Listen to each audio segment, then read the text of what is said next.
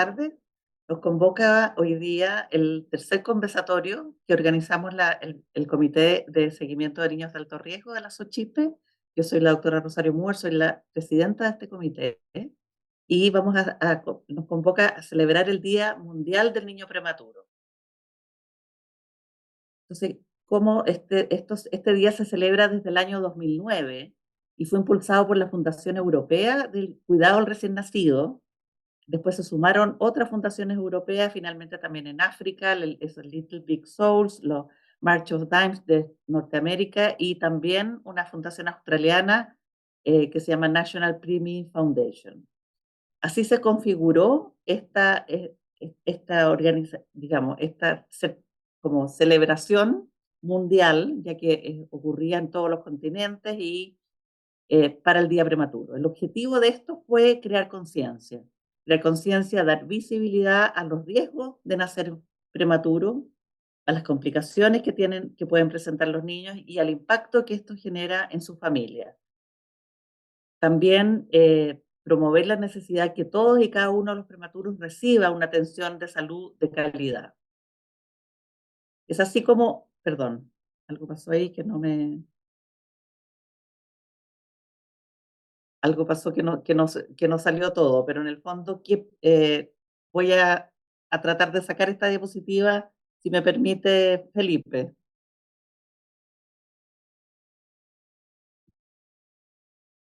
Perdón, qué vergüenza, pero es que no sé qué pasó. Como que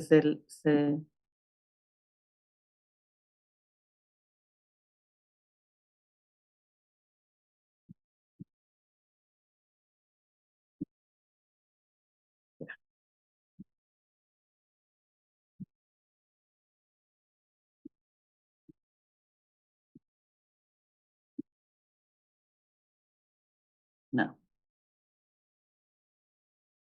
Perdón, qué vergüenza, qué vergüenza, qué vergüenza. Es que lo voy a, sí, eh, no. Ay, lo que me pasó ahí es que no, ahí,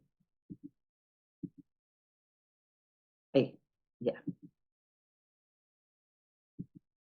Perdón. Entonces, como les decía, este día del prematuro, ah, perdón,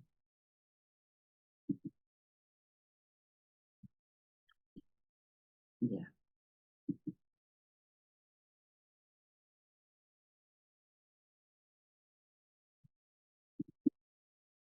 no, no, este es otro. Ay, qué vergüenza, todo mal. Uy, me van a pegar aquí.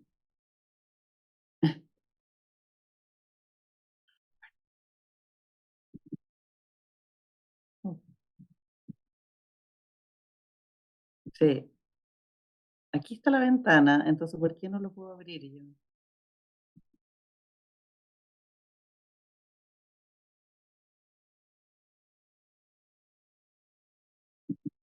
¿Desde la ventana?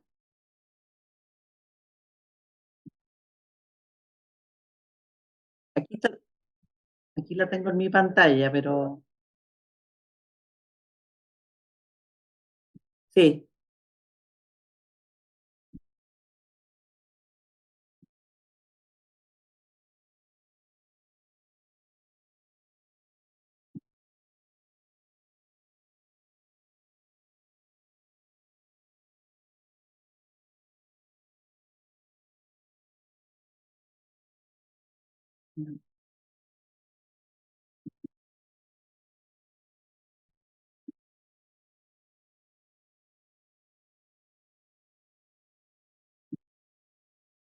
no me aparece el PowerPoint, pucha, perdón, no sé qué hacer. ¿Lo presento verbal nomás?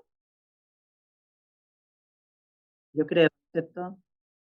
¿O se lo puedo mandar a alguien a ver si alguien lo puede presentar? ¿Lo puede abrir? ¿O estamos muy atrasados ya?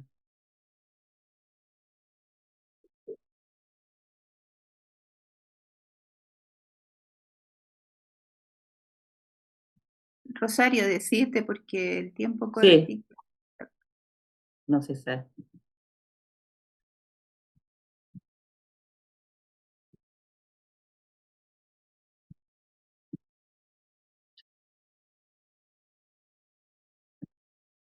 Doctora, si quiere me lo manda y yo Sí, le lo que proyecto pasa es la que PPT. ahora no sé qué me pasó, pero ahora, sí,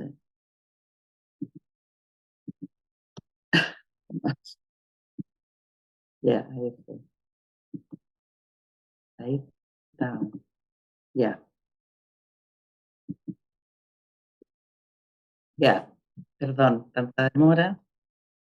Bueno, como les decía, el tema nuestro es el Día Mundial del Prematuro y sabemos que este Día Mundial se comenzó a celebrar por un impulso de las fundaciones eh, de distintas partes del mundo que cuidan y se preocupan de los niños prematuros. Finalmente, el objetivo de esto es crear conciencia. Este año, el Día Mundial, digamos, nos recuerda, nos hace visible a todas las personas que existen los prematuros, cuáles son sus riesgos y cuáles son los impactos en la familia. Y finalmente, también como hacer presente que es una necesidad de todos los niños tener una atención de calidad.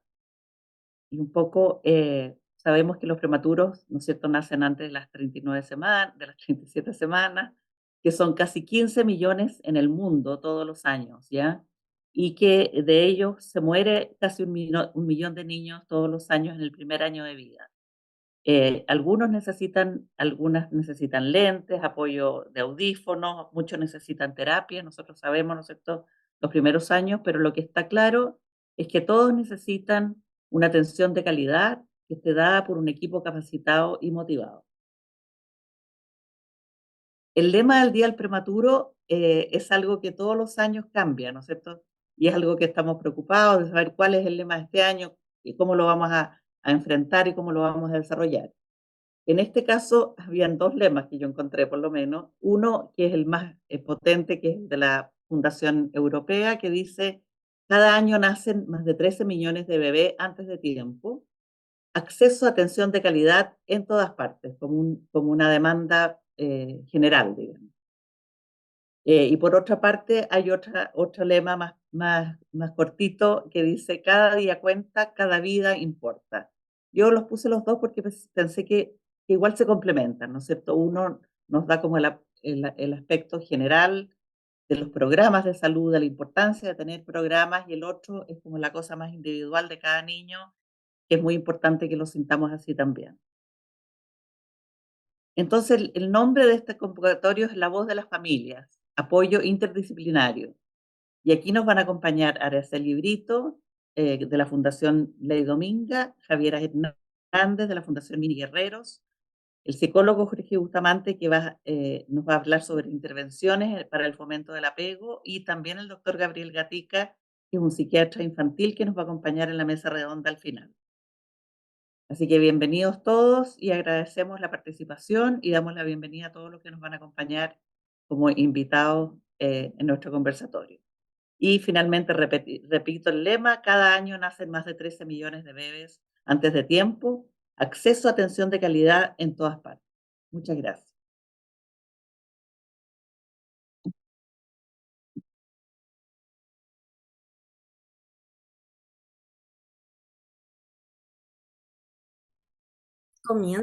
Comienzo nomás.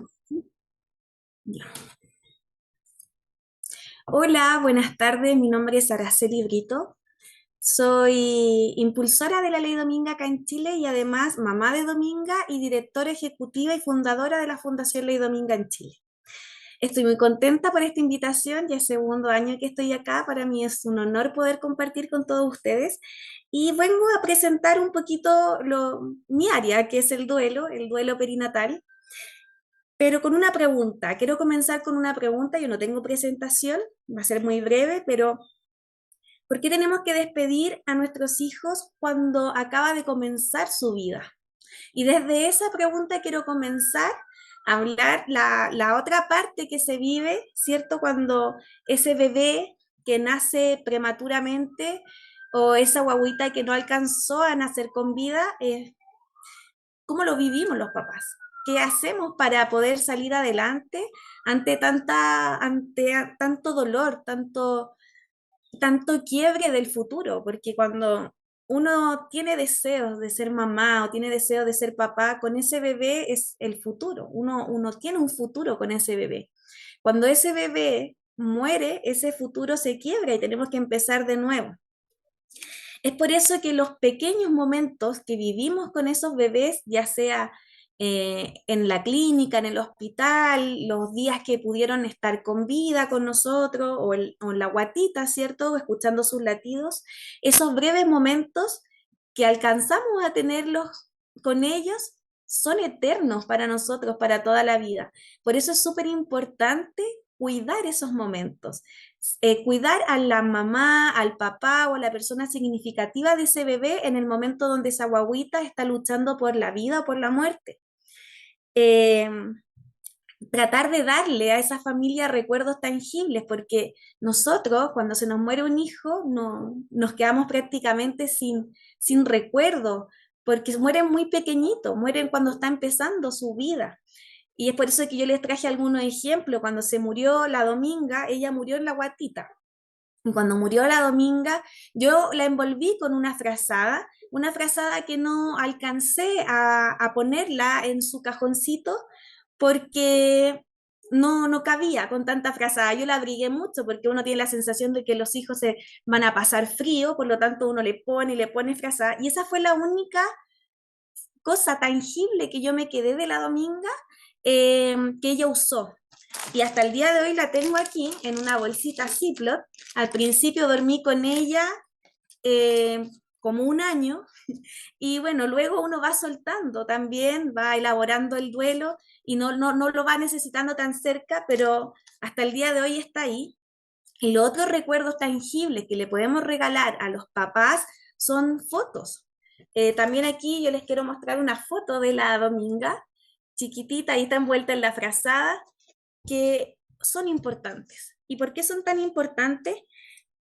Porque si nosotros vivimos un buen momento de despedida, buen momento entre comillas, porque el dolor es inmenso, pero si podemos tener estos recuerdos, si los médicos nos acompañan y nos entienden que se nos acaba de quebrar la vida y tenemos que empezar desde ahí en adelante, sin duda nuestro proceso de duelo va a ser diferente. No vamos a, quizás, no vamos a tener tantos problemas en la salud mental, tanto impacto en la salud mental.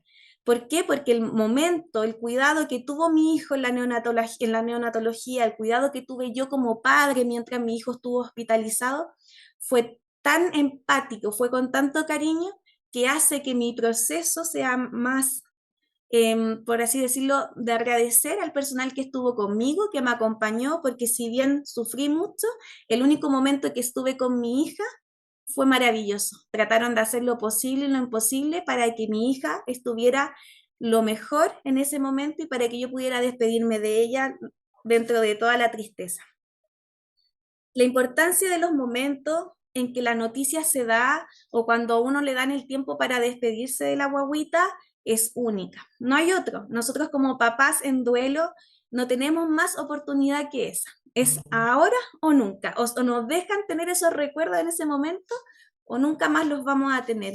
Después de que salimos de alta, después de que nuestro bebé sale del hospital fallecido, se vienen los momentos más difíciles, que es ponerlo en el cajoncito, que es el funeral, y ese momento el que nos marca y nos dice, este es el fin, ya no lo voy a ver más, porque cuando uno está en el hospital o está en la clínica, lo tiene ahí, independiente de las condiciones, uno lo tiene ahí todo, en todo tiempo, pero cuando ya llega a la casa, en ese momento, cuando ya los médicos ya no nos están acompañando, ya no nos están diciendo los avances de nuestra guaguita, ya no hay nada, nos sentimos solos, devastados. Y quizás es ahí donde el profesional de la salud, médico de la guagüita, no nos tiene que olvidar.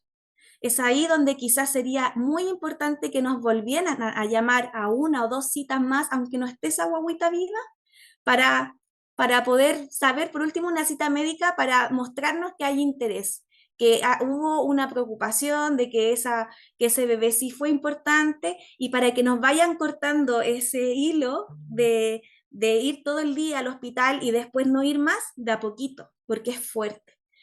todos los duelos son fuertes, inclusive ese de dejar de ir a la clínica a ver a la guagüita. Así que mi invitación es a que sigamos adelante con la ley Dominga, a que la pongamos en práctica. Es una ley muy bonita que nos ayuda y nos enseña a entregar empatía y acompañamiento digno en la despedida de los bebés, y por sobre todo nos ayuda a que el impacto en la salud mental de estas familias sea menos fuerte de que si lo viviéramos sin empatía. Muchas gracias nuevamente, espero que haya servido mi relato. Para mí es un honor estar acá, que estén muy bien. Muchas gracias, Araceli. Por lo menos a mí me impactó mucho tu relato. Em, y realmente te agradezco toda tu expresión y todo lo que logras transmitirnos.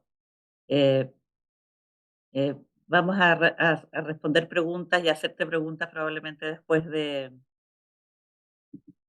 que todos presentemos, ¿no es cierto? Así que no sé si tú quisieras decir algo más o... No, muchas gracias. Yo, como les decía, estoy muy contenta de estar acá y espero al final para el círculo de preguntas por si Exactamente, alguien sí, queda con sí. alguna. Muy bueno tu presentación. Continuamos entonces con Javiera Hernández de la Fundación Mini Guerrero. Javiera, bienvenida y esperamos tu presentación. Adelante. Hola, ¿cómo están? Buenas tardes. Yo también muy agradecida de esta invitación, segundo año que estamos acá exponiendo y este año vengo a contarles quién soy yo y por qué yo trabajo con los prematuros. Mi nombre, como ustedes ya saben, es Javier Hernández. Soy mamá de Felipe, un prematuro extremo de 24 semanas de gestación que cambió completamente mi vida. Él impulsó esta bandera que llevo en torno a los niños prematuros y gracias a eso creamos la Fundación para Niños Prematuros Mini Guerreros, que es la única fundación hasta el momento que trabaja por nuestros niños. Felipe, como les decía, fue un prematuro de 24 semanas de gestación. Nació a partir de un parto, de un embarazo totalmente normal hasta las 22 semanas más o menos. Y luego de eso empecé a tener problemas de sangrados y ningún médico supo qué fue lo que me pasó. Fui a varios médicos y ninguno encontraba alguna alteración en el embarazo, eh, lamentablemente. Y a la semana 23 empecé con contracciones. En ese momento todo se vino abajo, toda esa ilusión de tener a mi segundo hijo, se complicó todo, no teníamos nada, no tenía ropa, no tenía pensado en nada, eran recién las 23 semanas. Para mí fue un cambio rotundo de vida en ese minuto. Caí hospitalizada y el médico que a mí me atendió me dijo con estas palabras: si no llegamos a las 24 semanas, no es viable. Y eso para una mamá es terrible, terrible, ¿qué hacer? Uno no tiene la posibilidad de hacer nada. Entonces lo único que yo dije, enfrentándome a él, le dije: te vamos a sorprender, vamos a llegar a las 24 semanas. Y así fue, llegamos justo a las 24 semanas de gestación y nace mi hijo. Ese día que nació fue todo muy traumático, obviamente. Em, Nadie te prepara para eso, nadie. O sea, yo desde mi ignorancia y de mi susto, yo decía: ¿qué va a pasar si lo tengo y Felipe fallece? ¿Qué se hace? Nadie me lo dijo y yo con todo el valor del mundo se lo pregunté al médico, porque no sabía nadie más a quién preguntar. Insisto en esto, no hay nadie que te diga esto es así, esto es asá, no hay un catálogo que te prepare para tener un hijo prematuro, para nada. Entonces, en ese minuto, yo le pregunto al médico y él me trata de explicar cómo puede lo que se puede hacer. Eh, es muy crudo, muy crudo. Y ahí comparto mucho lo que decían anteriormente sobre la empatía. Falta mucha empatía de los médicos en estos momentos que para uno son terribles, son angustiantes, de mucho dolor y miedo a enfrentar lo desconocido. Mi hijo nace de 24 semanas de gestación, yo no me entero de nada hasta cuando despierto. Y ahí mi marido me dice que, que le habían contado que Felipe tenía 10% de probabilidades de sobrevivir y de ese 10% no se sabía cómo. Yo jamás lo había visto a él con esa cara, es como que él estaba perdido, no, él no sabía ni siquiera cómo decirme eso a mí, pero lo único que me dijo, está. Entonces ya con eso yo dije, ya está, vamos a ver qué pasa. Luego de eso viene el momento en que yo lo conozco. No fue inmediato, tuve que esperar un día para conocerlo. Un día que pudo pasar tantas cosas, pero tuve que esperar un día para poder verlo. Y cuando lo vi, es impresionante. Un niño de 32 centímetros, 32 centímetros, pesando 685 gramos. Se imaginarán que era así una cosita. Su cabecita era muy pequeñita, muy pequeñita. Y eso para una mamá es, pero impresionante. Yo nunca había visto un prematuro, y menos uno extremo. Uno cuando dice, no, nació prematuro, ¿qué, qué se imagina? No, nació un tiempito antes, pero no pasa nada. Pero en ese minuto fue donde realmente caí en cuenta de lo que era tener un hijo prematuro. Verlo en la incubadora, conectado con tantas cosas, intervenido totalmente, entubado, algo tan chiquitito entubado, máquinas, sonidos, protocolos de limpieza, todas esas cosas empezaron a aparecer en mi vida. Y nadie te dice cómo es todo, o sea, te sumergiste en ese mundo y tienes que aprender. Tienes que aprender y es así, así y así. Pero no, como les decía, no hay ningún catálogo que alguien te explique esto es así, no sé, te tienes que lavar las manos de esta manera, o cuando vayas a entrar a la neo te van a decir que te tienes que poner una pechera, nada, todo era nuevo, todo era absolutamente nuevo. Yo les hablo de que esto fue hace 5 años atrás. Eh, Ese mismo miedo, esas mismas preguntas, los temores y todo eso, los compartía con todas las mamás que estábamos en la neo, no solo en las que estábamos en la UCI, sino también en todo en general, porque es un mundo desconocido. Hablar con los médicos resulta difícil, es complicado, es complejo. Em, Dejar a tu hijo en manos de otras personas es bien algo muy duro para un padre, para una madre. Siempre decíamos ahí en la neonatología que cuando uno dejaba a su hijo en las noches era como un duelo también, porque somos mamás que llegábamos a la casa y veíamos cunas vacías, cunas, su ropita, cuántas veces no la planché, cuántas veces no la lavé esperando que la usara y pensando, ¿realmente la podrá usar? Yo les hablo desde el lado de una mamá de un prematuro extremo. Nosotros teníamos que vivir, como siempre nos decían, el día a día. El día a día. O sea, llegaba todos los días en la mañana a la neo con esa angustia aquí en mi estómago, esperando que no me dijeran nada malo, que me dijeran, Felipe pasó buena noche, está estable. Con eso yo era feliz.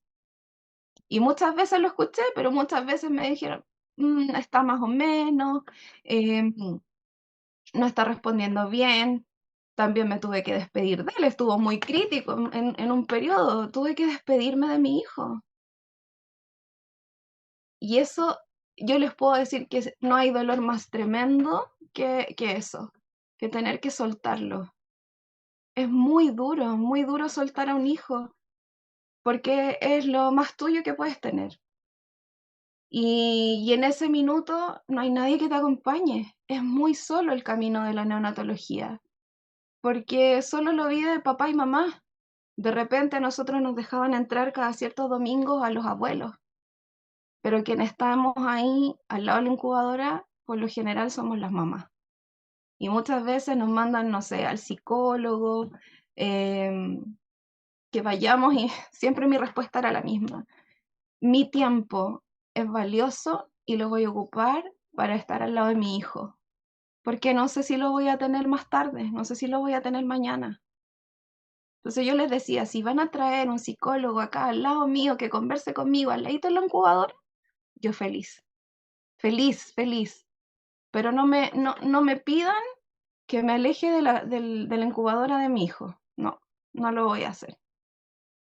Y así como yo, dentro de la fundación lo hemos conversado y la mayoría de las mamás les ha pasado lo mismo, que las mandan al psicólogo y la mayoría tiene la misma respuesta. Nuestros tiempos se evocan en ese minuto a entregar toda nuestra energía a que nuestros hijos mejoren. Y luego de que mi hijo pasó toda esta estadía, estuvo muy grave, me tuve que despedir de él, luego de eso empezó a avanzar, tuvimos la suerte de que Felipe se quedó con nosotros. Sin embargo, esta permanencia aquí en este plano dejó algunas secuelas y la secuela que nos acompaña es la parálisis cerebral. Mi Feli tiene una hemiparesia mixta espástica que lo complejo de él es el tema de la movilidad. En la parte cognitiva, él está bien, asiste al colegio, está aprendiendo, es un niño muy alegre, muy feliz, y eso es lo que a mí siempre me ha preocupado, que a pesar de todo lo que podamos pasar aquí con nuevos diagnósticos, lo que sea, que Felipe sea muy feliz y que pueda alcanzar su máximo potencial dentro de sus posibilidades. Y en base a eso, nosotros, gracias a Dios, tuvimos la opción de tener un muy buen plan de salud que nos permitió entregarle terapias a Felipe durante la pandemia, porque estuvimos con un home care, y él recibió todo esto. Entonces yo empecé a aprender todo lo que los niños prematuros que quedaban con algún tipo de secuela necesitaban. Kinesiólogo, terapeuta ocupacional, profesionales nuevos para mí. Yo ni siquiera sabía que hacía un terapeuta ocupacional, porque nunca lo tuve que usar hasta este minuto. Y en base a eso, yo quise que todos los niños y todas las mamás que pasen por lo mismo que pasamos nosotros, tengan las mismas oportunidades de Felipe.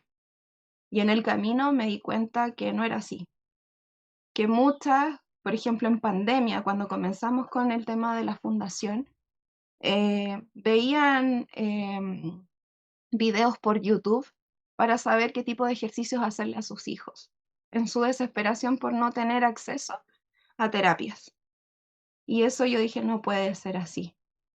Entonces decidí que la fundación tenía que tomar cuerpo, fuerza y empezar a luchar por los niños prematuros. Y de ahí hasta ahora hemos logrado muchas cosas.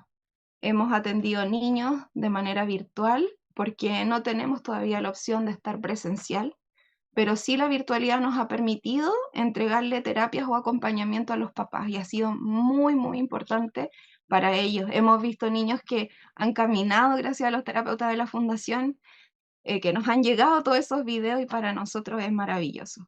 Con eso yo siento que todo lo que a mí me tocó vivir tiene un sentido. Y ese sentido es ayudar a todos los niños y a todas las familias. Eso, me alargué mucho, perdón, ¿no? Me Oye, apasiona, me apasionan los prematuros. Perdón si me alargué. Yo no, me voy a Janine, No, robar unos al muy buena tu revés. segunditos. Es presentación. sumamente emocionante escucharte y todo lo que has dicho es sumamente cierto.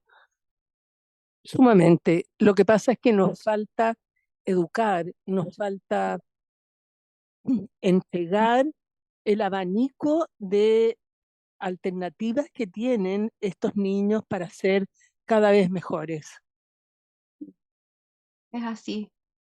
Bueno, y ahora nosotros, para cerrar, Venimos ya terminando este fin de semana, hicimos nuestra tercera edición de Expo Prematuro, que es una actividad que estamos haciendo hace 3 años, donde en varios días en torno al Día del Prematuro entregamos a las familias y a los profesionales de la salud que se quieran sumar a aprender charlas que tienen que ver con los prematuros. De todo, charlas de sueño, de posicionamiento, charlas de terapia ocupacional, charlas de alimentación, charlas con médicos, todo eso de manera gratuita para acercar a todos los profesionales a las familias y que ellos tengan ahí la oportunidad de hacer todas las preguntas que tengan y sacar el mayor provecho de eso. Así que eso, yo feliz de estar acá, agradecida nuevamente de que nos hagan visibles y de que trabajemos en conjunto para seguir apoyando a todos los niños prematuros de Chile y a sus familias. Eso. Muchas gracias, Javiera. La verdad es que por lo menos nos ha llegado al corazón a todos tu experiencia y tu fuerza.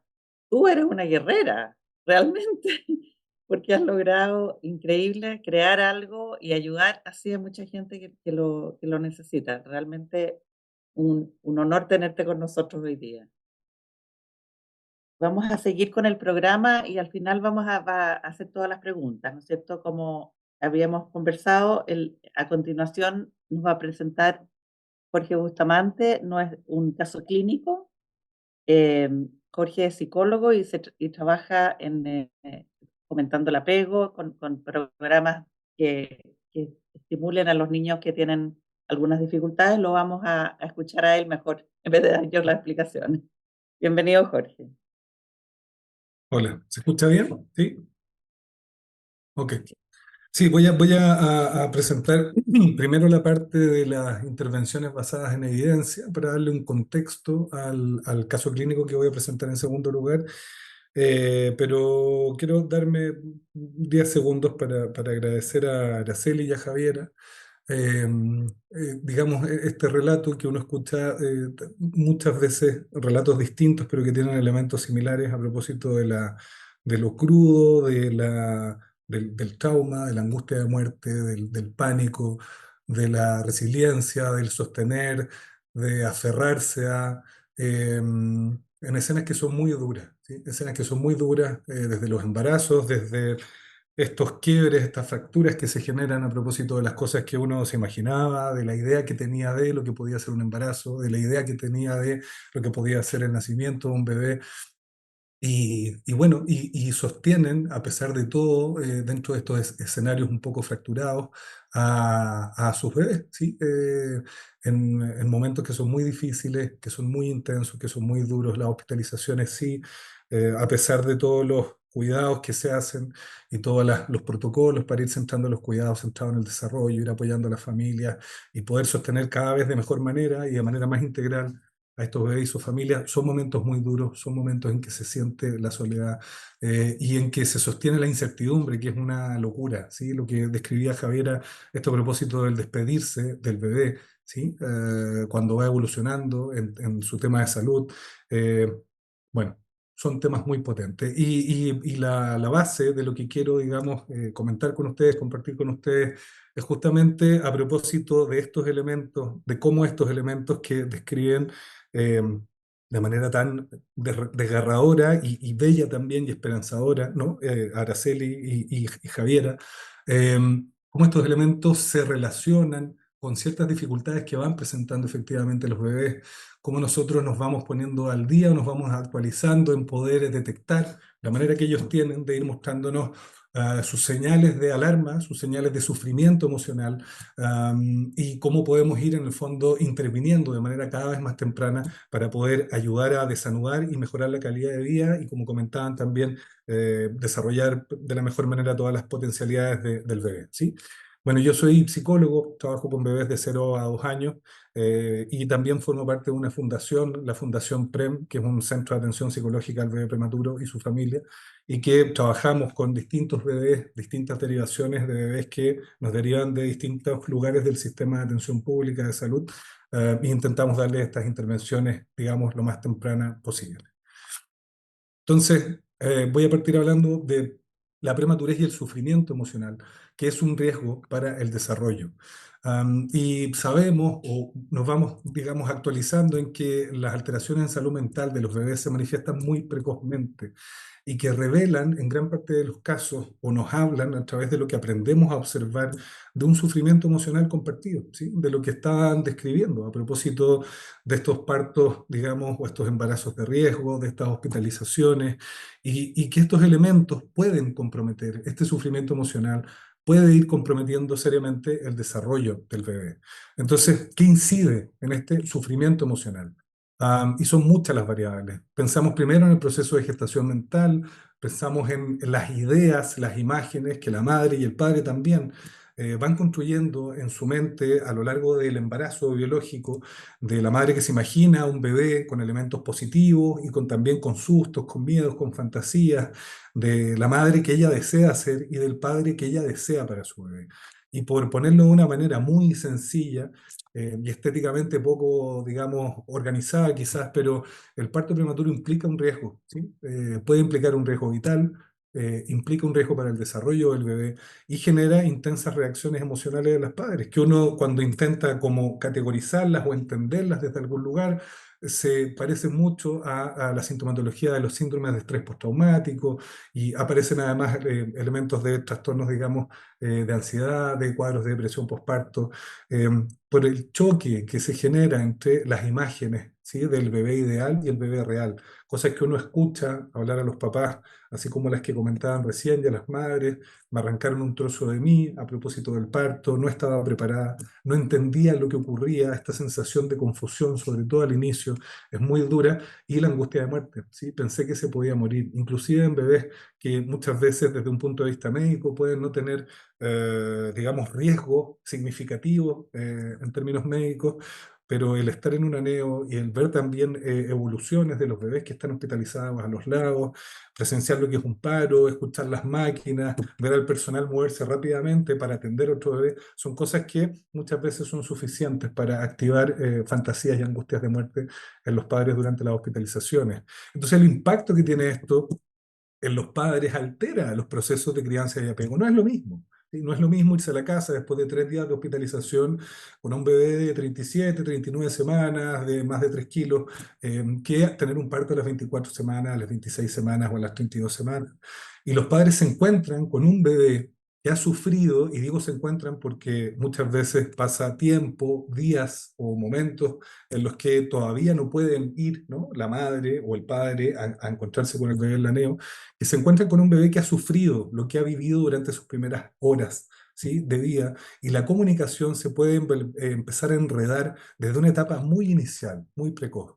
Entonces, desde los primeros días de vida, este bebé que vemos que está hospitalizado, que está en la incubadora, se puede sentir excedido por un exceso de percepciones sensoriales, emocionales, de procedimientos, de punciones, de aspiraciones, de luces, de voces y de los estímulos a propósito de lo que están sintiendo la mamá y el papá, de la angustia, del temor y también de las emociones positivas, ¿sí?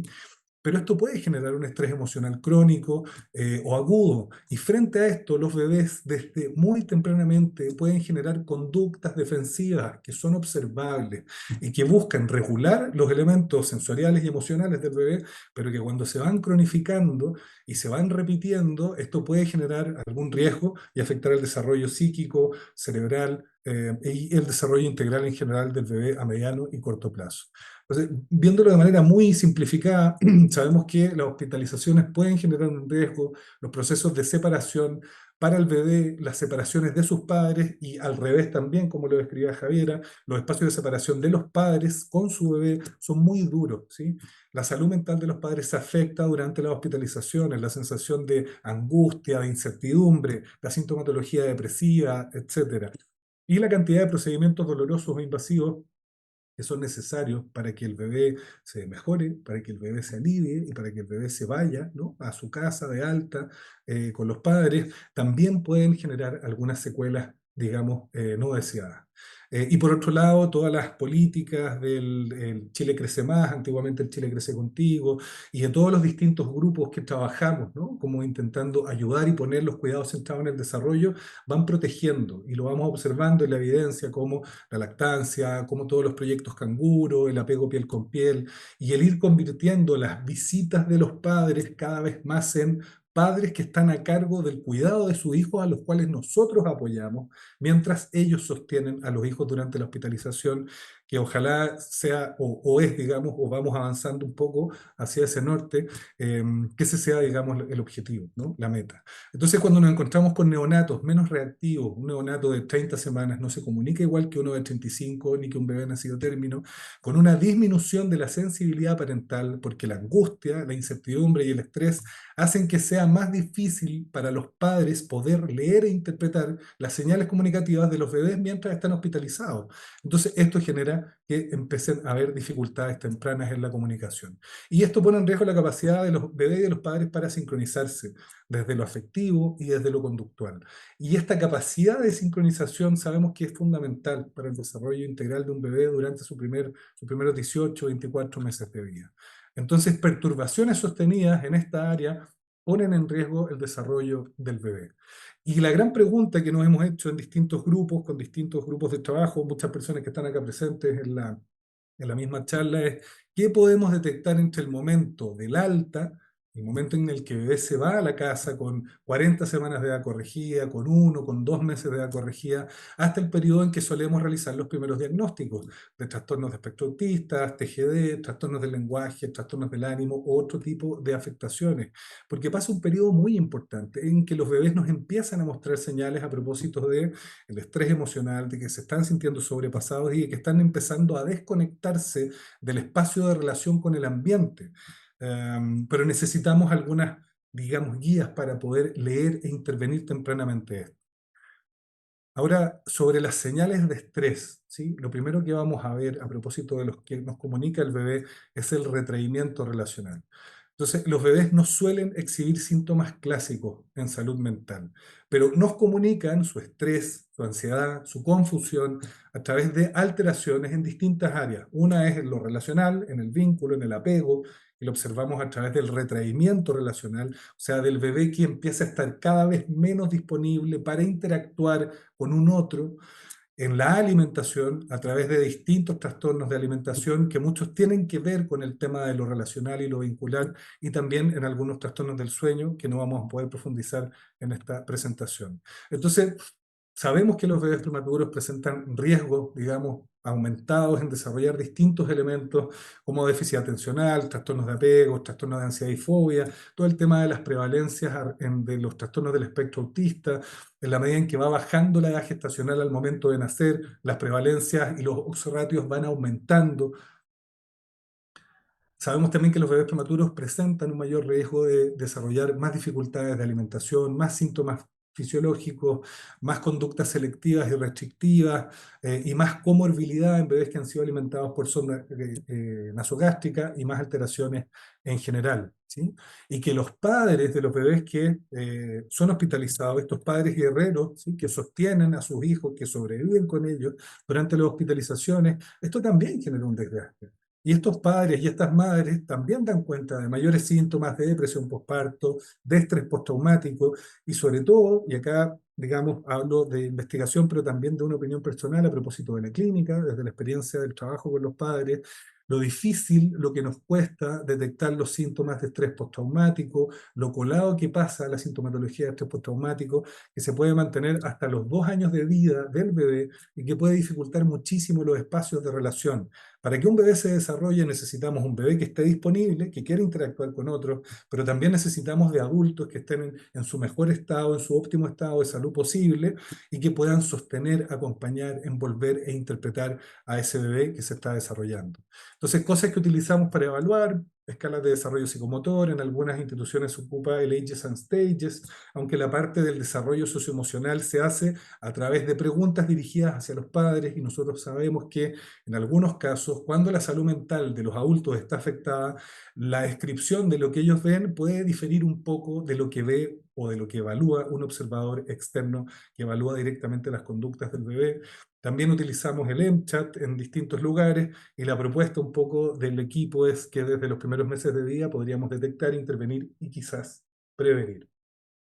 ¿Y qué es lo que podemos detectar antes? Desde alteraciones relacionales reflejadas en la alimentación. Tenemos trastornos de alimentación que podemos observar desde el primer mes de vida y que tienen, digamos, intervenciones específicas que pueden ayudar a mejorar la calidad de esos espacios de encuentro. Y alteraciones relacionales, que pueden observarse a través del retraimiento relacional, que es detectable desde los 2 meses de edad corregida en el caso de los prematuros, y que se ha definido como una señal clave de estrés, sufrimiento emocional temprano y de desregulación de la sincronía del grupo familiar, del bebé con mamá, del bebé con la triada.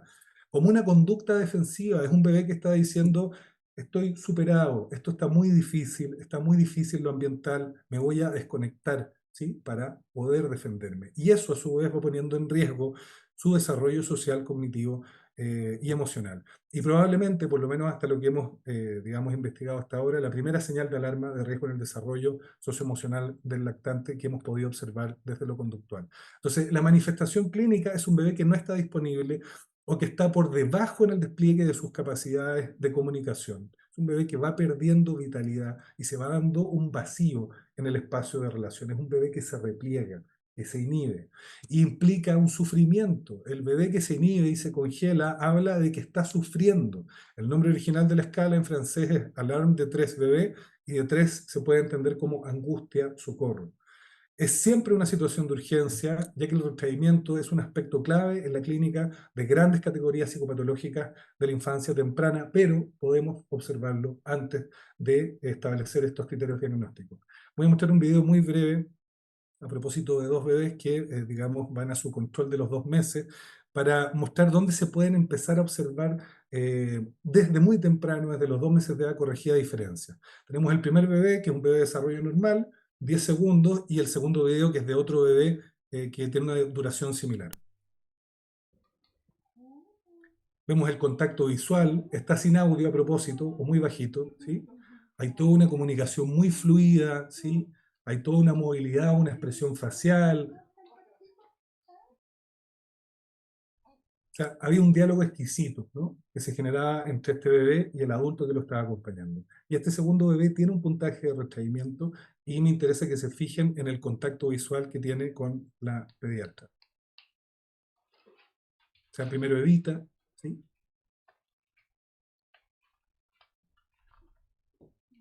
se mantiene evitando,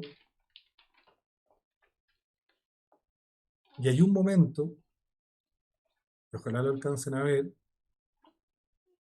en que el bebé mira, ¿sí?, a la pediatra. La pediatra no lo está mirando, y cuando la pediatra lo mira de vuelta, el bebé inmediatamente desvía la mirada. Esto se conoce como mirada fugaz, huidiza. Se observa generalmente en bebés que tienen un retraimiento moderado o severo, y el evitar el espacio de encuentro, de relación con el otro, por defenderse, es algo que puede y que va poniendo en riesgo el desarrollo del bebé en un mediano y largo plazo. Al inicio son señales muy sutiles, pero son cosas que se van volviendo cada vez más claras. Entonces el retraimiento es una señal de riesgo con causas a investigar, no es un diagnóstico. Y se relaciona con montones o se ha relacionado a través de la investigación con varios elementos. Primero, se ha hecho una construcción muy acuciosa de la escala para no mezclar el retraimiento relacional del bebé con elementos temperamentales. Temperamento del bebé no es lo mismo que retraimiento relacional. Un bebé extrovertido puede presentar retraimiento relacional al igual que un bebé introvertido. Lo mismo un bebé con apego seguro que un bebé con apego inseguro. La relación del retraimiento con los trastornos de regulación, con el estrés postraumático, con el autismo, con las conductas parentales atípicas y en muchos casos de padres que no tienen antecedentes psiquiátricos, sino que simplemente al verse envueltos en la dificultad de lo que implica un embarazo de riesgo, un parto prematuro y una hospitalización, pueden presentar sintomatología como si tuvieran algún tipo de trastorno, porque implica un desgaste muy grande. El retraimiento también se ha relacionado con la prematuridad, con bebés pequeños para la edad gestacional, con la deficiencia mental, con los trastornos de alimentación, con cuidados parentales negligentes y abusivos, con apego desorganizado y con niños o bebés que han sido sometidos a dolor intenso o sostenido en el caso de, digamos, algunas patologías médicas que requieren de este tipo de tratamientos. Entonces, ¿cómo observamos el retraimiento relacional? Con la Alarm Distress Baby Scale, que es una guía, es una escala objetiva de observación sistematizada para detectar retraimiento relacional. Se utiliza en más de 20 países, tiene una puntuación y la definición de cada puntaje de manera clara. Los ítems apuntan a la falta, a la inhibición de expresión facial, de contacto visual, de las vocalizaciones. Son 8 ítems, ¿sí? Y nos entrega un puntaje claro que se clasifica en categorías. De 0 a 4 puntos, conducta normal. 5 es el punto de corte. 5 o más puntos ya nos hablan de un bebé que está pidiendo ayuda. Hemos hecho estudios en Latinoamérica, en Uruguay se observaron porcentajes bastante altos, de un 25% de bebés con retraimiento en poblaciones con muchos factores de riesgo psicosocial. En Argentina, en el servicio público, se evaluó una muestra de bebés de 8 meses y apareció un 15% de bebés con retraimiento. Y acá en Chile hicimos un estudio que publicamos el año 2022 con una muestra de 99 prematuros moderados a tardíos. Tuvimos un 13,1% del total de los bebés con retraimiento relacional, pero lo más importante es el número que aparece abajo, que es un 7,8%, que es el porcentaje de bebés del servicio privado, del servicio de salud privado, con retraimiento, versus un 18,8%, que son los bebés del servicio de atención pública con retraimiento. O sea que hay, por lo menos en esta pequeña muestra que nosotros alcanzamos a recoger, hay una diferencia significativa entre estas dos poblaciones. Para la publicación que hicimos en el 2022 participaron personas de 4 instituciones distintas, de 3 países, bueno, que nos ayudaron muchísimo y que nos siguen ayudando a poder sostener estos proyectos de formación. Elegimos hacer un ensayo clínico randomizado para poder probar la efectividad de las intervenciones que hacíamos. Teníamos un grupo experimental y un grupo de control. El grupo control eran bebés que asistían a cuidados pediátricos rutinarios, ¿sí? Como todos los bebés que asisten a sus controles de los 2, 6, 12 meses con el neonatólogo en el caso de los prematuros, y el grupo experimental asistía a controles con neonatólogos, pero que estaban entrenados en la Alarm Distress Baby Scale. Y además a los padres se les evaluó con escalas de depresión y de estrés postraumático. Y por un tema ético, a todos los bebés que tenían retraimiento relacional a los 12 meses de vida, se les intervino y se les ofreció mayor seguimiento e intervención, ya fueran del grupo experimental o del grupo control.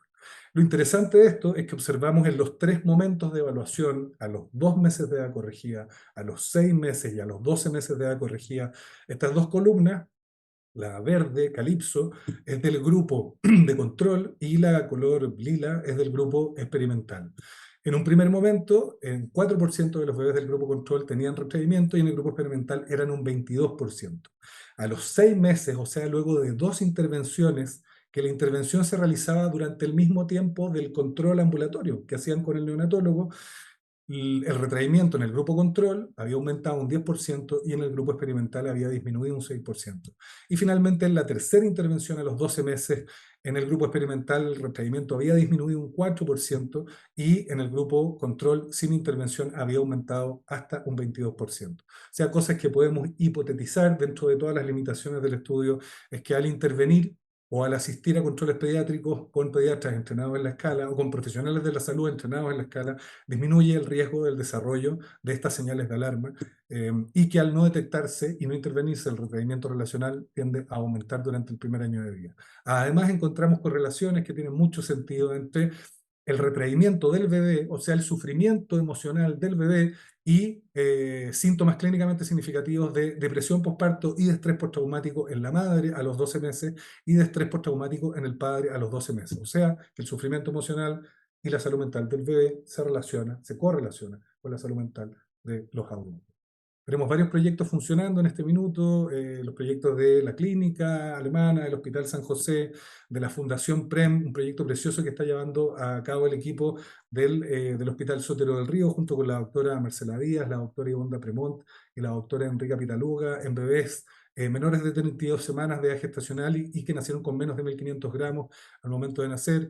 Y bueno, y proyectos que estamos acompañando y que estamos llevando en Colombia, en España, y el año que viene vamos a partir con algunos proyectos en Argentina. Entonces, ¿por qué evaluar tempranamente? Porque el desarrollo se da a través de procesos interactivos. Necesitamos un bebé disponible en términos emocionales y necesitamos adultos que estén disponibles para interactuar con ese bebé. Y los bebés pueden tolerar errores en la interacción siempre que no se repitan de manera muy pronta y muy constante. No sé cómo vamos con el tiempo, pero voy a ir avanzando un poquito más rápido. Otra parte importante de las señales de estrés a través de las cuales los bebés nos comunican de su estrés, de su sufrimiento, es en el área de la alimentación. Este es un espacio que puede tener muchas utilidades, es un espacio muy intenso donde se da el eje de encuentro, de interacción más precoz entre el bebé y sus cuidadores. Y es un espacio que puede servir para promover tranquilidad, disfrute, curiosidad y que puede ayudar inclusive a facilitar otros procesos como la regulación emocional. Pero hay que respetar los ritmos de interacción y hay que tener una lectura de qué es lo que va necesitando el bebé, respetar sus pausas y sobre todo las primeras semanas y sobre todo en contextos de hospitalizaciones tempranas es difícil la lectura de estos ritmos y poder respetarlos. En la primera foto que vemos es de a lo que todos esperamos, ¿no? Un niño, una niña que se está alimentando a gusto, que está mirando a su madre, las dos están sonriendo, hay una cosa muy acompasada entre las dos, el bebé está con la boca abierta, ¿no? Está disfrutando de su espacio de alimentación. Y nos encontramos, y sobre todo en el caso de poblaciones de riesgo, muchas veces con a veces escenas más parecidas a la segunda foto, donde se empieza a insistir, se empieza a forzar un poquito, los bebés se empiezan a angustiar, aparece la angustia, el susto de que se va a enfermar, de que está bajando de percentil, de que se puede desnutrir, de que lo pueden rehospitalizar, y los bebés empiezan a rechazar, a dar todas las señales de que no se están sintiendo cómodos en estos espacios.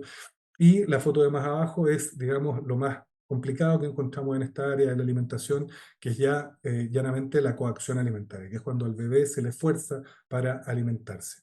A mí nunca me ha tocado ver papás ni mamás con malas intenciones, sí me ha tocado ver papás y mamás muy angustiados, muy sobrepasados, con bebés que van bajando en sus indicadores de sus percentiles de peso, etcétera, y que desde la angustia o desde el pánico se empiezan a armar estos espacios de relación tóxica en los que se fuerza a los bebés.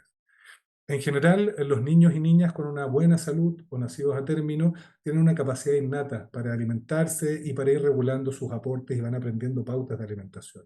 Pero este es un aprendizaje que puede verse interrumpido por cosas muy sencillas, ¿sí? Por enfermedades, por estresores ambientales, y se puede afectar inclusive la motivación y la capacidad del bebé de aceptar de manera voluntaria el alimento que le está ofreciendo el adulto. Y puede generar frustración, ansiedad y prácticas de alimentación alteradas en los cuidadores de estos bebés.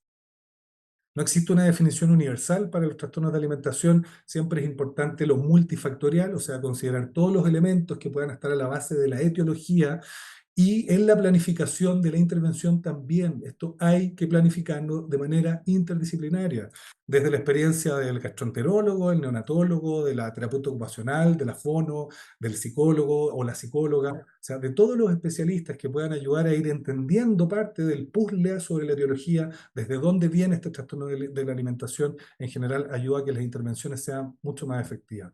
Sabemos que en general entre un 25 y un 40% de la población reportan que los hijos tienen problemas para alimentarse, que son lentos, que rechazan, que son selectivos, que vomitan, y que en el caso de las poblaciones de prematuros estos porcentajes están aumentados. Y además sabemos que cuando hay enfermedades orgánicas como las reacciones adversas a alimentos, estas cosas se pueden complementar, lo médico, lo orgánico, con estilos de interacción, con estilos de alimentación que van creando dinámicas relacionales tóxicas y donde se va instalando la coacción, la insistencia o la ambivalencia en los espacios de alimentación.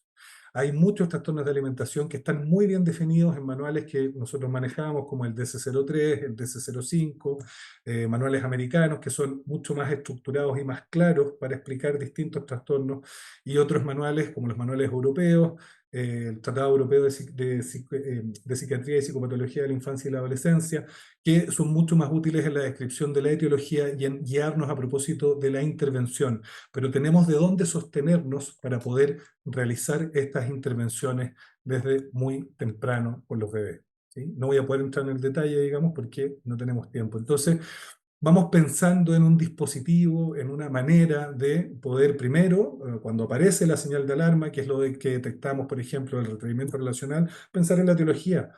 ¿Cuánto tiene que ver cada variable de salud mental de los padres, de los antecedentes de riesgo, de las hospitalizaciones, de las evoluciones, y en cómo utilizar el dispositivo que ya tenemos, por ejemplo, controles ambulatorios con profesionales de la salud, con pediatras, con fonos, con kines, con los profesionales que ven más a los bebés, y intervenir inclusive en el área de desarrollo socioemocional, no solo desde el grupo de especialistas en salud mental perinatal, sino que desde todos los profesionales que acompañan y ven a estos bebés. Y así hemos ido creando distintas como guías, digamos, o esquemas que van teniendo, digamos, la finalidad de poder volver estas intervenciones más eficaces. Lo mismo con el tema de los trastornos de alimentación, de poder pensar a propósito de la etiología, de la importancia de la evaluación temprana y de evaluar y planificar la intervención desde un modelo interdisciplinario. Entonces, no sé por qué se desordenó el PowerPoint, pero cuando detectamos dificultades en la interacción, en la alimentación, podemos y debemos preguntarnos de qué se está defendiendo el bebé, ¿sí? De la coacción, de la insistencia, de afectos negativos parentales, de registros de experiencias dolorosas. Mónica está levantando la mano. Sí, lo que quería decir es que en realidad esta es una cadena, es un círculo. Entonces, los niños presentan síntomas, la familia presenta síntomas y nosotros no estamos capacitados como para valorar la intensidad y la importancia de los síntomas. Entonces, no estamos interviniendo en forma precoz y oportuna para que los problemas no vayan eh, fijándose y provocando mayor problema futuro. Entonces, esto es intervenible, debemos capacitar a la gente y debemos intervenirlo. Todos tenemos que estar capacitados en pesquisar precozmente esos signos que nos muestra el bebé y la madre con respecto a que no está funcionando y que desde el punto de vista de salud mental no vamos a ir bien. Sí, sí, estoy totalmente de acuerdo. Yo pienso que uno de los objetivos más grandes, como de lo que hemos estado trabajando los últimos 7 años, hemos tenido la suerte, digamos, de trabajar en conjunto, de poder eh, ir compartiendo, ¿no? Y aprovechando también el hambre de actualización que tienen, bueno, todos los equipos en general que trabajan, digamos, y que son muy apasionados en el trabajo por estas poblaciones. No me quiero alargar más porque creo Sí, que ya perdón, es... Jorge, yo quería mencionar eso, que las preguntas las dejamos en unos minutos más y que no sé si puedes ya cerrar tu presentación porque Sí, estamos medio sí. pasados en el tiempo. Gracias. Sí, no sé si presento el caso clínico. Yo creo que mejor no, Jorge, para dejar espacio para Para que preguntas, podamos, ok, porque ok, se ok, desvía el objetivo del conversatorio. ok. Bueno, muy interesante, Jorge. Efectivamente es un tema que yo creo que conocemos muchos de nosotros, pero siempre es insuficiente, como decía la Mónica, no, nos cuesta como hacer como un seguimiento más preciso. Bueno, y eso aquí es parte de las preguntas que seguro que el grupo te va a hacer. Entonces, vamos a pasar ahora a la sesión de las preguntas. Aquí no hay intermedio, ni cafecito, ni nada, así que seguimos directo. Y yo no sé si hay alguna pregunta que se haya recibido, Ivonne, si tú tienes por ahí. Eh, una pregunta que me interesa porque como que nos es muy fácil entrar en sintonía con las descripciones clínicas y nos alejamos de los padres, que es el objetivo de este conversatorio, porque siguen siendo como veredas un poco alejadas. Y em, la pregunta es para Araceli, de la Fundación Ley Dominga, en relación a cómo se puede consolidar una ley eh, que permita tener visibilidad de los aspectos. em, y pareciera que esto es una gran hazaña porque esto partió de las voces de la ciudadanía, de los padres. Pero tuvo que sumarse a seguramente diputados, abogados, etcétera. Y yo creo que es súper interesante brevemente saber cómo se fueron dando las cosas para que pudieran cuajar todos los aspectos y terminar en una ley que permite que ahora en todo el país sea una necesidad y obligación que se cumple en términos del acompañamiento.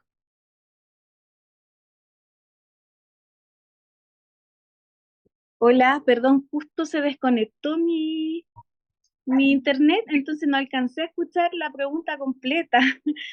¿Cómo se consolidó? Para que tú nos cuentes brevemente cómo se consolidó la ley de Dominga y quiénes fueron los que lo pudieron facilitar, sabiendo que esto venía de las voces de los padres, en este caso tu grupo más cercano, pero llegar a una ley es todo un camino sumamente impresionante. Entonces, eso creo que sería lindo de ver, de escuchar.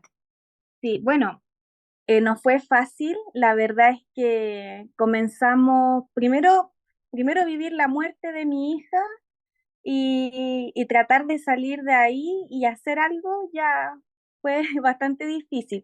Yo jamás pensé que iba a ser una ley. Ya yo vivo acá, siempre digo, yo vivo en el Cajón del Maipo y no conocía ni al alcalde de mi comuna. Y generalmente acá somos bien hippie, entonces no estamos muy metidos en la política ni nada de ese ámbito.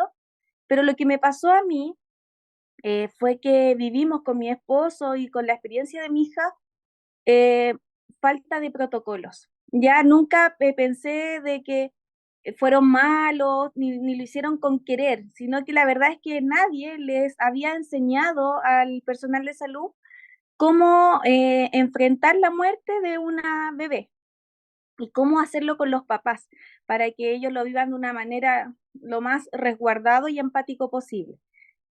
Lo vivimos tan mal, tan feo, que no voy a entrar en detalles ahora, que mi sensación fue que yo no quiero que nunca más una mujer, si le va a pasar esto, lo viva de la misma manera que lo vivimos nosotros. Por último, que la despedida sea más digna, ya que por la muerte ya por sí sola ya es demasiado. La muerte de un hijo ya es demasiado y a eso sumarle otro duelo que es la falta de empatía ya era demasiado más. Y en eso, bueno, se me ocurrió la idea de hacer algo. Empecé a mandar solicitudes a diferentes senadores, diputados, no, nadie me contestaba, la verdad, por lobby. Y en eso conocí a una abogada y ella me hizo una gestión con una senadora que era en ese tiempo Marcela Sabat, y ella me agendó una reunión. Yo me junté con ella y yo anoté todos los puntos que yo pensaba que se podían cambiar, que era factible cambiar, modificar en el trato.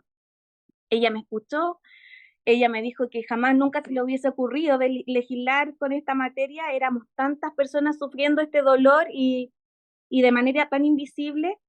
Y bueno, así empecé a subir mi historia a las redes sociales, empezaron a unir mamás, más historias, esto tomó fuerza porque una de cada 4 mujeres se le muere un hijo en gestación, independiente de la semana. Mi hija se murió de 9 meses, pero a la Ley Dominga llegaron mamás que sus guaguitas se murieron a las 5 semanas, a las 10 semanas, y todas fueron bienvenidas. Y así tomó fuerza, ¿por qué? Porque nadie podía quedar indiferente porque resulta que en el mismo Senado, en el mismo Cámara de Diputados, había muchas personas que habían vivido esta experiencia, con guaguitas de término, de diferentes edades gestacionales. Fue una ley muy transversal. Nosotros, nuestra lucha nunca fue en contra de alguien, sino que fue tratar de mejorar un sistema que no estaba funcionando y de esa manera amistosa, llegamos al corazón también de los médicos, de las matronas, y todos nos unimos para que la ley Dominga sea posible. Y si hoy en día la ley Dominga funciona bien, es también gracias al personal de salud, que también esperaba esta ley y la necesitaba porque hemos aprendido juntos. Y hoy en día las familias que viven este duelo gestacional y perinatal presentan menos síntomas en la salud mental. Así que ha sido muy necesario porque tenemos recuerdos tangibles, fotografía, instancias de despedida, rituales con nuestros hijos y todo comprendido, y además que no queda de otra porque es ley. Así que eso es muy, muy bueno. Pero claro, la mejor manera de llevar una ley es tratar de unir y no separar. Y yo creo que esa fue la clave de la ley Dominga, porque salió en 6 meses también. Excelente, la verdad. Yo creo que eres un ejemplo para todos, Araceli. La fuerza, la constancia y, claro, haber seguido hasta que lograste lo que tú querías y muy, muy importante. ¿Hay algo? Gabriel tiene levantada la mano, el doctor Gatica. Sí, adelante. Hola, hola a todos. Muchas gracias por la invitación a este conversatorio. Agradezco en especial a Javiera, a Araceli por sus brillantes exposiciones, porque de verdad que son súper motivantes, creo yo. Ambas desde experiencias vitales tan distintas, ¿no es cierto? Pero que muestran tanta fuerza, tanta humanidad en ustedes dos. Así que las felicito. Me quedo con la percepción también de cómo se produce la necesidad como de que la sociedad civil se organice, en el caso de Javiera, por ejemplo, para dar una respuesta a necesidades que se levantan desde la ciudadanía y que a veces como las instancias públicas, lo gubernamental no ha visto del todo, ¿ya? Porque sí ha visto otros problemas, pero no ha llegado a estos grupos específicos y qué importante es cuando la sociedad civil se organiza y levanta instancias que solucionan cosas. Así que te lo digo también porque nosotros también tenemos una ONG acá y trabajamos con niños con trastornos del neurodesarrollo y, y también son instancias levantadas desde la sociedad civil. Yo tenía una pregunta para Jorge, también para felicitarlo por tu excelente presentación. Mostraste unos resultados que llaman la atención, Jorge, y me gustaría saber si puedes explicar cuál es la discusión que dieron al respecto. Cuando hablaste un poco de esta alerta, de esta escala de alerta de retraimiento, y mostraste que en Chile aquellos niños que están en el sistema público y en el privado tienen tasas de alerta de retraimiento diametralmente distintas, ¿no? Que eran mayores, creo, en el público que en el privado, ¿no? 7 contra 18 o algo así. ¿Cómo se explican ustedes eso? ¿Son factores que tienen que ver ya con las capacidades de apego de esas madres, con las condiciones en las cuales se da, tanto el nacimiento como los primeros días, como el ambiente psicosocial en el que se van criando estos niños desde los 2 hasta los 12 meses? No sé Sí, qué puedes decir al respecto. sí. Muchas gracias, Gabriel. Bueno, es una pregunta muy difícil, yo creo que tiene muchos niveles, todavía lo estamos analizando, ¿no? Como con todas las variables y toda la información que tenemos del estudio. Hemos visto, y no solamente acá en Chile, sino por ejemplo los estudios que han aparecido de Sudáfrica, que son los que han presentado las poblaciones de bebés de allá, los niveles más altos de retraimiento, sobre un 25, un 30%.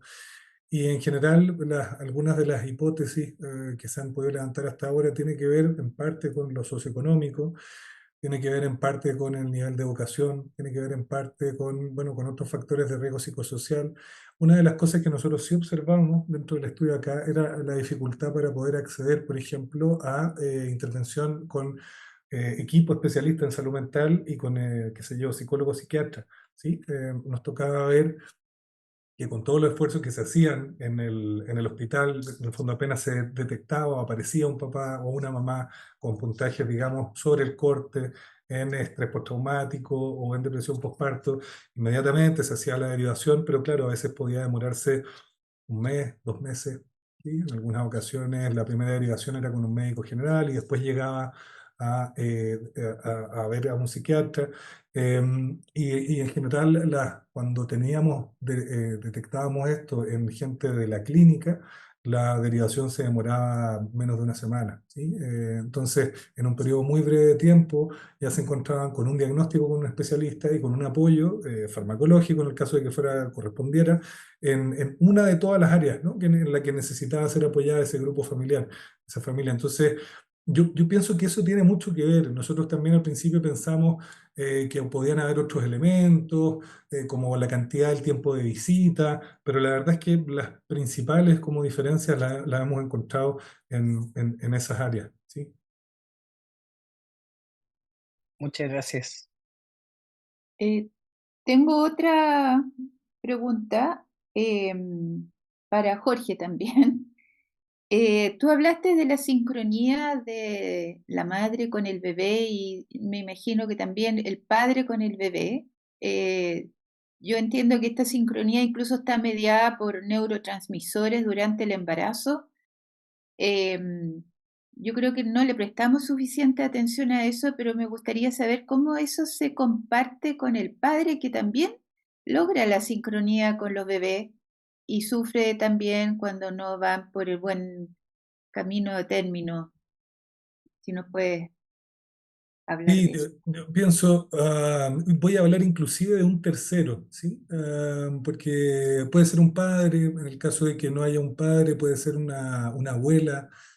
Ahora la posición que ocupa el padre generalmente es mucho más, suele ser, no siempre, pero mucho más intensa en términos emocionales, a propósito de la cercanía, de que su hijo o hija el que nació prematuro, el que está hospitalizado, o lo que están acompañando. Se han hecho muchos estudios muy interesantes, por ejemplo, a propósito de la liberación de oxitocina, los niveles de liberación de oxitocina en la madre biológica con el bebé, y se han comparado con los niveles de liberación de oxitocina de familias con otra configuración, ya hasta de familias adoptivas, y solamente de los padres, y se ve que en la medida en que los padres se van sincronizando y haciéndose cargo de los cuidados del bebé, cambiando pañales, acunando, envolviendo, tomando en brazos, oliendo a su bebé, se van emparejando, ¿no? Los niveles de esta hormona que se va liberando, y las situaciones de disfrute y de sincronía y de acompasamiento también se van equilibrando entre, digamos, todo el grupo familiar, el bebé, la mamá y el papá. A mí me parece que la función del tercero es muy importante, sobre todo en el caso de poblaciones de riesgo, cuando tenemos una mamá sobrepasada, por ejemplo, por lo que ha pasado durante un embarazo, por estas escenas tan chocantes de ver a tu bebé intubado, digamos, o lleno de máquinas, o tener que entrar a una sala de hospitalización. Es muchas veces un tercero el que puede sostener algo de la angustia de mamá, que puede sostener también algo de los espacios con el bebé, que puede ayudar a ser de puente también con el equipo de profesionales que está acompañando ese grupo, ¿no? Y es un rol que se va compartiendo, ¿sí? O sea, para mí la sincronía, o en el fondo el ir acompasándose lo mejor posible, hacerse cargo, que más de uno se haga cargo, no solo la mamá, sino que mamá, papá, y repito, de la red, todos los que sirvan y que ayuden a aliviar, abuela, tía, eso me parece una posición que es fundamental. Perdón, la Marce tenía levantada la mano también. Sí, para hacer un comentario y una pregunta, Jorge, también. Bueno, en relación a cuáles son estas causas de por qué en el fondo los niños en el servicio público, bueno, los estudios fueron realizados en servicios que tienen una tasa de alta vulnerabilidad biopsicosocial, y yo creo que eso juega un rol muy importante, tanto la educación de los papás como su salud mental también, em, y que efectivamente nosotros lo hemos visto así. Y pasa lo que dice Jorge, que detectamos a madres con el riesgo de depresión postparto, estrés postraumático, y la derivación es extremadamente lenta. De hecho, algunas veces yo creo que ni siquiera se alcanza a intervenir. Lo que nosotros estamos haciendo Edimburgo seriados y test de estrés postraumático seriados, y estamos aplicando tanto en la visita en el poli de prematuros como en la intervención que hacemos en el domicilio atención y contención a la madre hecha por médico familiar del niño y por pediatras entrenados en ADBB, un poco resguardando la salud mental de la mamá y dando algunas estrategias de cuidados al cuidador, que también lo hemos ido aprendiendo junto con el equipo de hospitalización domiciliaria. Y nos hemos sorprendido porque los Edimburgos se han ido mejorando. O sea, salen del riesgo de depresión posparto, y eso nos tiene muy contentas. En realidad lo estamos haciendo ya en forma bastante sistemática, no tenemos todos los datos tabulados, pero efectivamente hay el hecho de probablemente intervenir a la familia en su domicilio o intervenir por personal que está más capacitado, permite ir mejorando por lo menos el estado mental de esa mamá y resguardar el vínculo con ese niño. Y yo creo que es algo que debiera ser parte de los aprendizajes, de la educación que tenemos los médicos que hacemos seguimiento de prematuros, que hacemos seguimiento de niños de alto riesgo, porque efectivamente nosotros, o sea, no es solo el niño, es el niño, su familia y bueno, y el estado emocional de los papás. Hacemos mucho hincapié muchas veces y una de las cosas que logramos, que tratamos de pesquisar en la primera visita es quién más puede ayudar en la casa. Quién más se puede quedar un ratito con el bebé, quién más puede asumir algún rol de cuidado para que esa madre tenga, aunque sean 10, 15 minutos de ir a la esquina a comprar el pan. Y les damos tareas así bien concretas. Ya, usted va a salir, entonces 10 minutos, vaya a comprar el pan, etcétera. Sí, porque también trabajamos con personas de un nivel socioeconómico y de vulnerabilidad social alta. Y hemos tenido buenos resultados en nuestra experiencia. Ese era y la pregunta es, em, ¿tienes alguna experiencia, Jorge, en relación, porque hemos visto los trastornos de alimentación en general, los niños que tienen rechazo alimentario, que cuesta alimentarlos, em, selectivos, etcétera, con niños que al revés, padres que los calman a través de la leche y terminamos con niños obesos y niños que se consuelan solo con una mamadera? Y empezamos a ver cada vez más los trastornos por sobreingesta, Mm. donde un poco como lo describía como lo describías tú, Marcela, niños y padres que se sostienen en la comida, ¿sí? Generalmente además son alimentos como no tan saludables, ¿no? Frente a momentos de regulación emocional, como de los niños, donde el niño se va como generando una relación entre el sentirse ansioso, angustiado, lo que sea, y pedir este alimento y que lo va comiendo y finalmente es como un pozo sin fondo, ¿no? Porque no se logra aliviar, ¿no? Es un poco algo que tiene alguna similitud, pero que tiene muchas diferencias con cuando cada vez que el niño se regula emocionalmente le ponen un tablet, ¿no? Al frente y el niño no logra elaborar nada de lo que está sintiendo, pero queda como, ¿no? Ensimismado, ¿no? Con esta imagen que lo sobreestimula. Entonces sí, cada vez va apareciendo más el tema de los trastornos por sobreingesta. También lo hemos podido trabajar bien un poco con este modelo, ¿no? Pensando en el tema como de lo relacional. Generalmente son primeros meses de vida bien difíciles, con mucha angustia, con algunos cuadros, ya sea o de depresión o de estrés o de ansiedad, con papás a los que se les hizo muy difícil poder sostener esos primeros meses, inclusive bebés también de ciertas características temperamentales más complejos, ¿no? Y que, bueno, generalmente hasta el momento han ido respondiendo bien al tratamiento y a las intervenciones, ¿sí? Pero sí, es algo que, sobre todo desde hace, yo te diría, un año y medio, hemos empezado a ver cada vez más. Al principio nos llegaba un caso al año, con suerte, y ahora ya es bastante más seguido. Sí. Sí, a mí me ha tocado y el motivo de consulta es reflujo. Es reflujo porque en realidad toman una cantidad y cuando uno empieza a preguntar, efectivamente cuánto es el volumen, cuántas leches le da, cuándo le da, etcétera, es una sobrealimentación y también lo estamos viendo hace muy poco, yo diría 1 o 2 años, y que también lo hemos tomado como un signo de alarma irrelacional Sí, con y los bebés. complementarlo muy cortito con lo que dijiste tú en términos de lactancia, esto de la utilización como de la mamá chupete, ¿sí? O la mamá biberón, cuando hay dificultad para poder regular en términos emocionales al bebé y cada vez que hace un ruido ¿no? Se le, digamos, ofrece el pecho. De nuevo, desde la angustia, desde la ansiedad, pero sí, eso. Sí, muy interesante. Gracias. Javiera, tú tienes una pregunta hace rato ya. O levantaste tu mano al menos. Sí, yo levanté mi mano porque voy a bajar la mano. Yo quiero hacerles una pregunta a todos ustedes, ya que los tengo aquí como médicos también. Eh, Desde su perspectiva, ¿qué barreras aún existen en los servicios públicos y privados que dificultan el trabajo en conjunto con organizaciones como la de nosotros? ¿Por qué se los pregunto?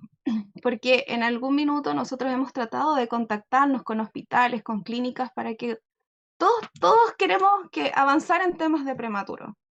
Cada unidad neonatológica, de un hospital, de otro, de una clínica, de otra.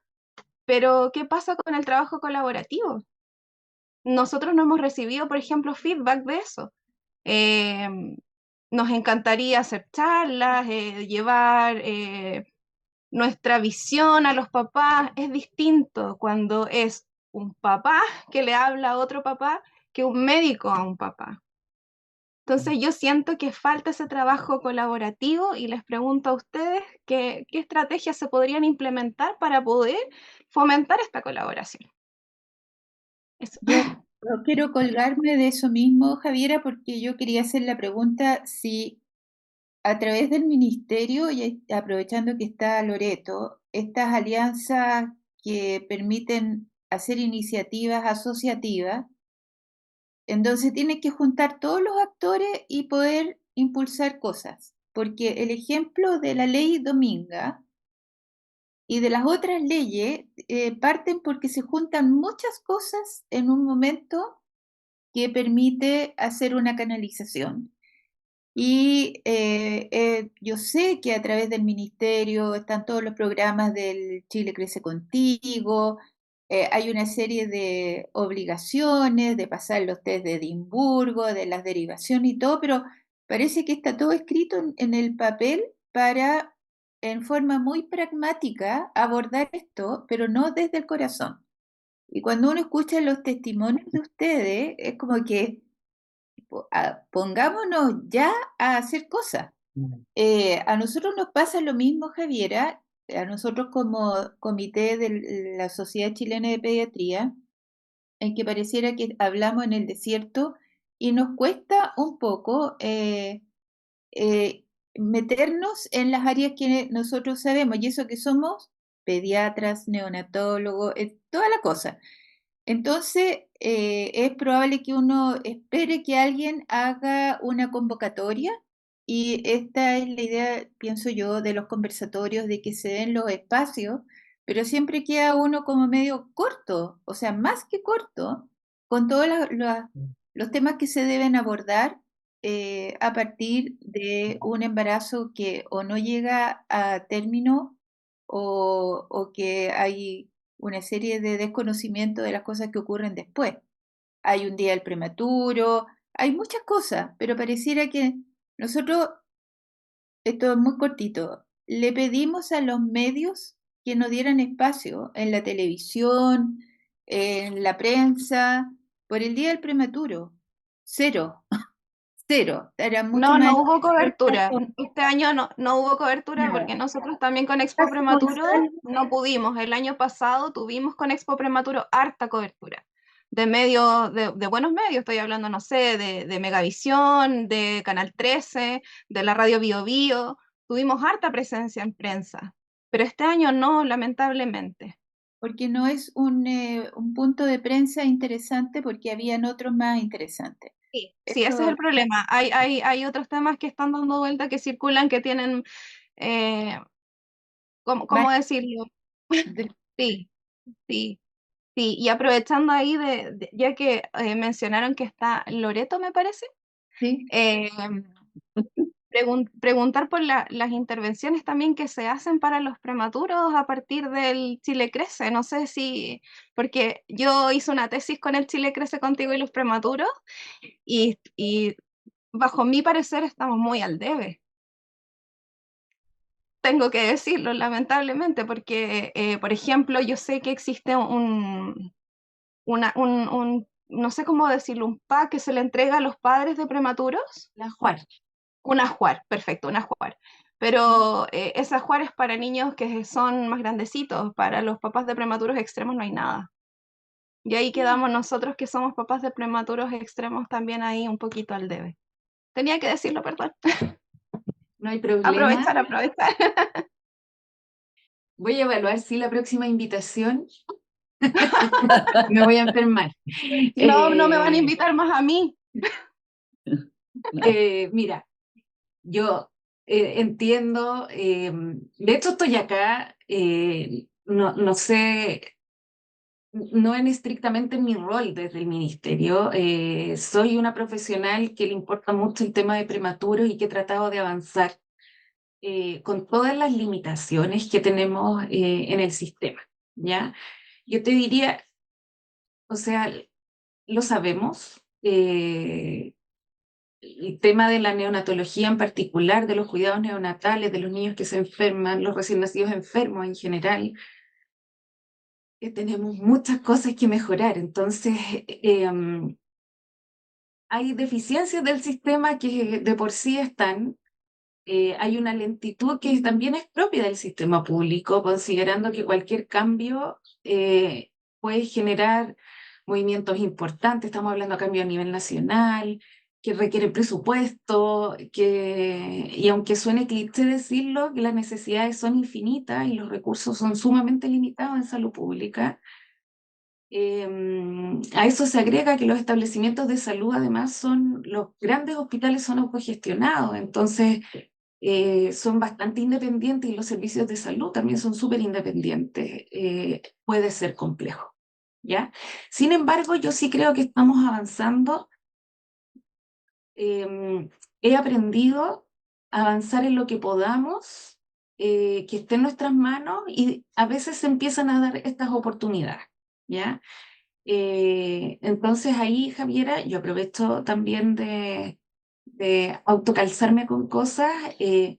Yo creo que podemos empezar una alianza con la sociedad civil. Me parece importante. El espacio con el cuidado de los niños y niñas prematuros es un espacio que no habíamos tomado en particular desde el programa de infancia. Las doctoras del comité de seguimiento lo saben. Estamos tratando de mejorar, ¿cierto?, de planificar, pero la verdad es que la participación de la sociedad civil es sumamente importante, especialmente por esto, porque nos remueve y nos vuelve a generar esta compasión que necesitamos, que nos olvidamos. Y escuchando el relato de Araceli, escuchando tu relato, nosotros, probablemente yo antes de mucho trabajé en UCI pediátrica, y lo que más recuerdo era que normalizábamos situaciones que eran extremas y dolorosas para la familia, porque para nosotros era nuestro día a día. Entonces, volver a tener esa compasión, esto de que el niño mire al papá y el papá al niño, nosotros como profesionales también tenemos que mirar a la familia.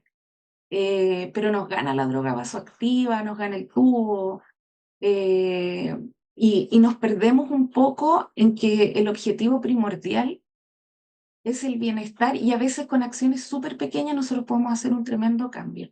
Así que más que como el guante, como decía un jefe que tenía yo, y yo creo que estas son las instancias que nos permiten comunicarnos. O sea, lo que presentó Jorge lo encontré interesantísimo, así que también quiero hablar con él y ver qué hacemos. Hay todo un equipo también en el ministerio que está interesado y tratando de avanzar el tema con todas las limitantes que existen, ¿ya? Es un poco pedir disculpas, pero también invitarles a seguir avanzando, porque como equipo de infancia, nosotros somos del Departamento de Ciclo Vital, de la Subsecretaría de Salud Pública. Nosotros estamos buscando todos los espacios donde podamos avanzar en el tema de los cuidados de recién nacidos de alto riesgo, claramente con este foco importante en los niños y niñas prematuras, ¿ya? No sé qué más decir para no embarrarla más, porque además que me están grabando. Muchas gracias, Loreto. Muy importante que haya un oído que está escuchando las necesidades. Muy importante. Mónica, yo creo que tú eres la siguiente manito arriba.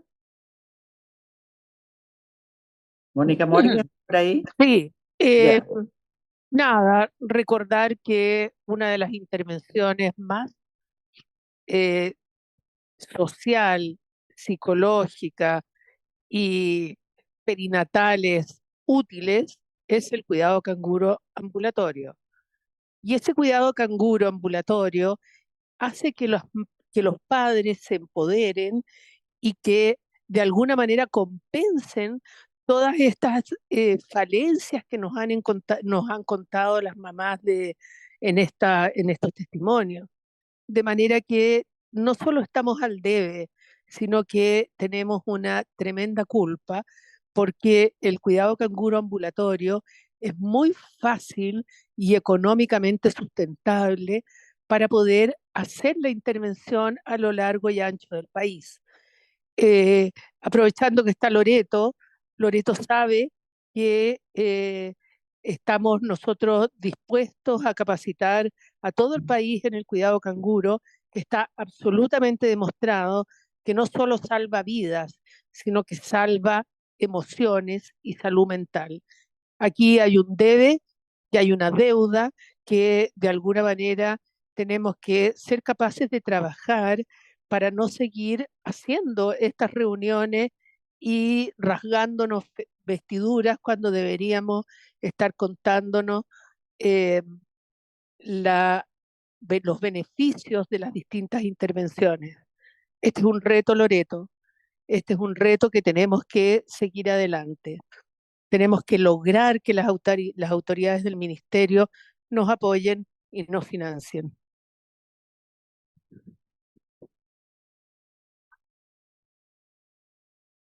Está silenciada, Rosario. Rosario, está silenciada. Sí, estaba corrigiendo. Perdón. Gracias, Mónica, por tu intervención. Yo creo que es algo que claro que está en debe. Paula Soto, tú tienes tu manito arriba. Sí, hola a todos y agradezco a cada uno de los expositores y expositoras que nos brindaron su experiencia desde lo personal y desde la profesión, ¿cierto? Bueno, me gustaría responder un poco también continuar con la idea de Javiera. Yo creo que un punto importante hoy en día es la academia. Soy profesora de la Escuela de Enfermería de la Universidad Católica y creo que hoy las universidades tienen un rol público de vinculación con el medio, en donde hay una puerta y una oportunidad, yo creo que de poder trabajar colaborativamente y ser un instrumento de visibilización, yo creo. La academia desde la perspectiva de investigación, desde la perspectiva clínica, es un poco el puente entre el conocimiento y lo práctico.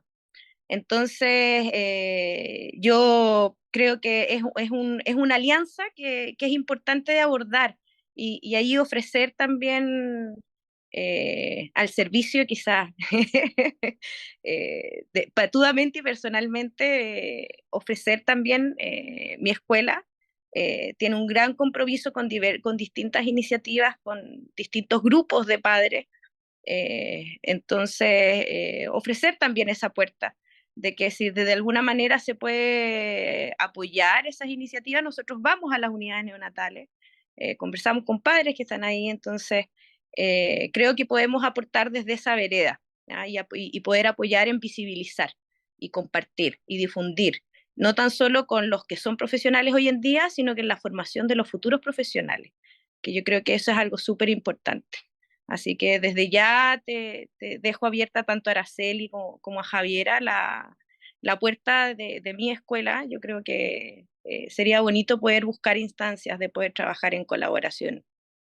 Así que eso. Quería solo agregar que actualmente en las mallas curriculares de los becados y los médicos está el tema de cómo dar las malas noticias y enfrentar el duelo, cosa que nosotros, las más viejitas, no tuvimos ni un acceso y lo hacemos Nunca. como podemos.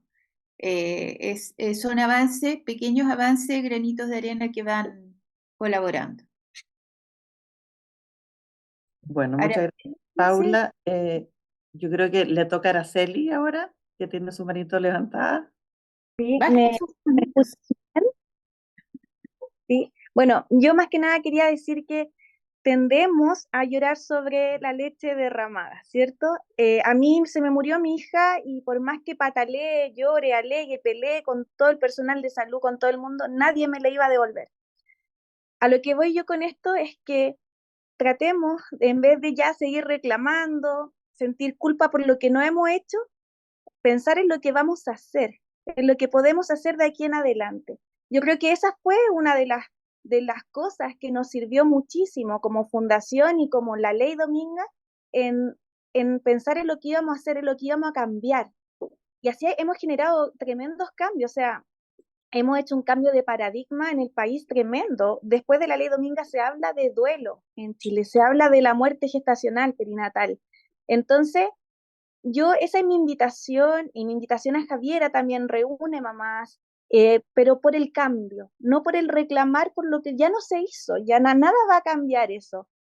Enfoquémonos en el ahora y en el de mañana, porque podemos hacer grandes cosas en conjunto, sobre todo si tenemos la oportunidad de estar aquí hoy en día con neonatólogos, con personas del ministerio, con personas de la Universidad Católica, que nosotros como fundación felices de poder hacer algo en conjunto. Hoy en día la Fundación Ley Dominga tiene más de 700 mamás que las estamos acompañando en duelo y que de verdad que es muy bonito el acompañar y el estar con ella y podemos hacer cosas en conjunto, podemos ir mejorando y siempre tratar de cambiar para que la de al lado no viva lo que nosotras ya vivimos y tratar de mejorar el futuro de los demás. Esa es mi invitación. Yo agradezco de verdad que estén tan abiertos a ayudarnos y a mirar el futuro. El futuro puede mejorarse, ya dejemos las culpas, sino que ya vamos por el cambio. Esa es mi invitación.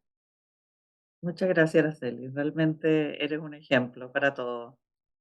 Yo creo que hay muchas cosas que estamos aprendiendo y que tenemos que procesarlas, ¿no es cierto?